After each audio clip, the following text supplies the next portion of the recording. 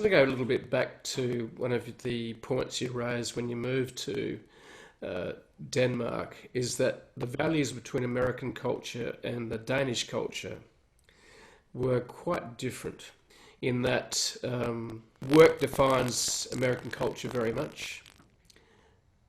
And the Danes going, why are you working 12 hours a day?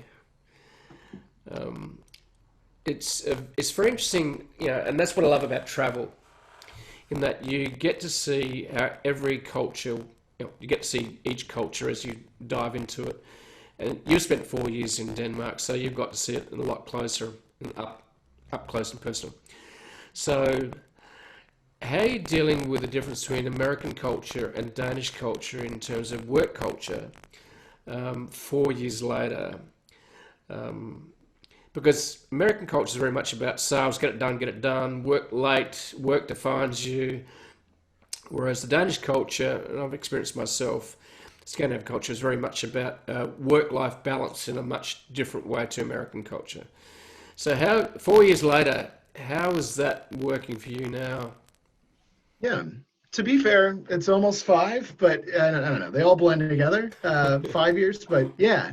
It's interesting. I've tried to articulate this to different people. When I explain it to folks back in the States, they get it.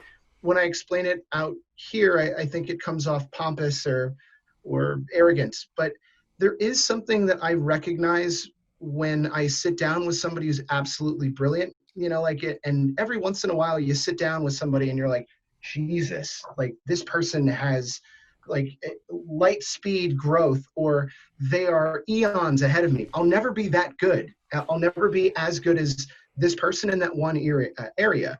I don't recognize signs of brilliance out here very often, because in order to be that level of amazing at a specific thing, you have to give your life to it. You have to give your time, Hmm. your energy, your essence. Everything that you wake up and do is related to that thing. If your life also is, well, I enjoy my CrossFit and I want to make sure that I get out to see the friends, and it's like, dude, yeah, that's great, go for it. But in terms of you being somebody that I can look over and be like, this is the most brilliant person I've ever met in this space, and it's an art form, they're so good at it, those are the people that I want to surround myself with. I want to be around people that have such a drive and passion to be amazing and excelling in one particular area that I just throw up my hands. I'm like, everything this person says is it. And I don't Okay. find that out here. Okay. I don't know. Is that crazy? I feel like I'm crazy No, when I say that stuff. no. Look, there's no judgment from me on that at all. It's just I'm just intrigued by different cultures and how they approach life. Um, and I think maybe American culture is much more a warrior culture where they just take no prisoners. Whether it's like you haven't hit your sales targets for 3 months, so off you go. Yeah. Um, um, I I admire it. I've been to the States a lot. My blog was very much targeted Americans. I've been in and out, dipped in and out of American culture a lot. Um, I suppose it's also up to your own attitude um, as a human in terms of what you're comfortable with. Um, I admire. I tell you what I really admire is the American entrepreneurial spirit. Um, it is take no prisoners. Um, if you don't win, you're a loser. And Yeah. it's.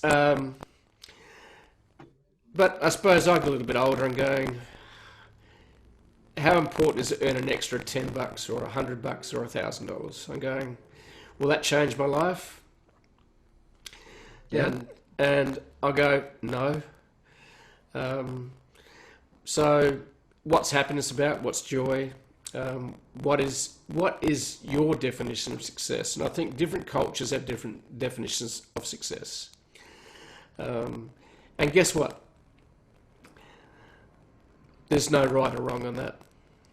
Yes. Oh, I absolutely agree. And I think ultimately that type of currency is something that um, you can't really replace somebody else's mindset or dream with what it is that you're driven by. And if your goal is to relax and allow for things to fall into place or to be inspired by a calm mind, then that is just as evenly accessible and also fine for somebody else.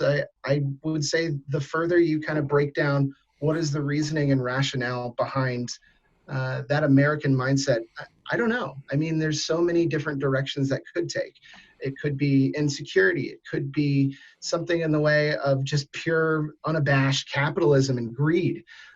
It could be somewhere in between. For me, I want to work on some of the hardest stuff to touch that nobody gets to get in front of, because I am never satisfied with the technology that I get to work with or the people that I'm sometimes surrounded with. I want to be surrounded by brilliant people that care. I think give a shit factor is a big part of purpose. And if you're surrounded by people, it's like it's just a job. To me, it's not. I spend more time at work than I do around family or anything else. I want to make sure that it's the right thing that I'm aligning with.